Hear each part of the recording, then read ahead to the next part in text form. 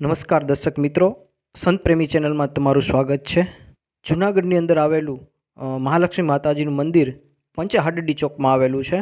તો આપ જોઈ શકો છો, આ મંદિર છે લક્ષ્મી માતાજીનું. તો આપણે સૌ સાથે મળી તેમના દર્શન કરીએ.